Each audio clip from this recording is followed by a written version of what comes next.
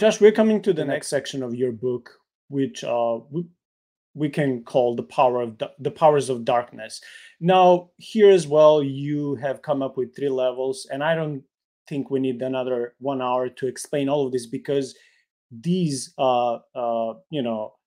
these levels of beings and their function seem to portray or copy or mirror what you mentioned about angels, but in a bad way. So can you please give us either your summary or whatever you think it's important, that or any differences compared to the angelic order?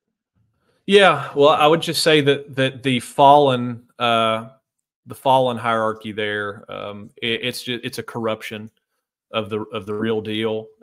You can kind of think of it as everything that the others do, submitted to God, these do in rebellion.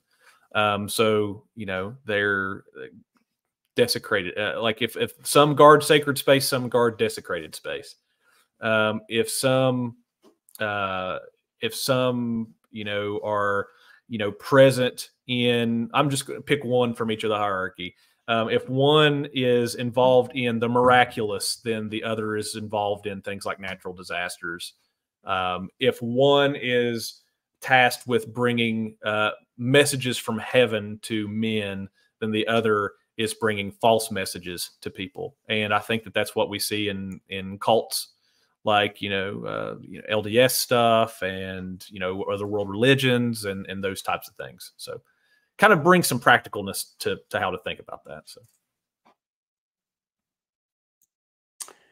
yeah, this is, before I say something, I just want to mention, I just want to give explanation for anyone who is watching this and who is not a Christian. What I'm about to say does not come from some elitistic point of view where I think everyone else is wrong about everything and my religion is the best.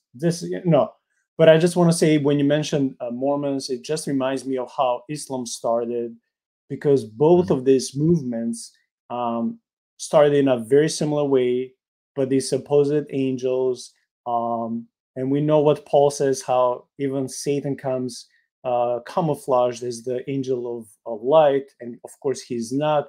And in both of these movements, both of these religions, we see the beginning of these movements, and we see how these messengers have deceived people. And while there are some similarities with how God used his messengers or the angels to talk to people, we see also a different level, a different structure of how he communicates with people. And he will always back it up with his presence, with his powers, with his miracles, which we do not always see in all these different religions. So it just came to my mind because you mentioned LDS. That's what I just wanted to add on that.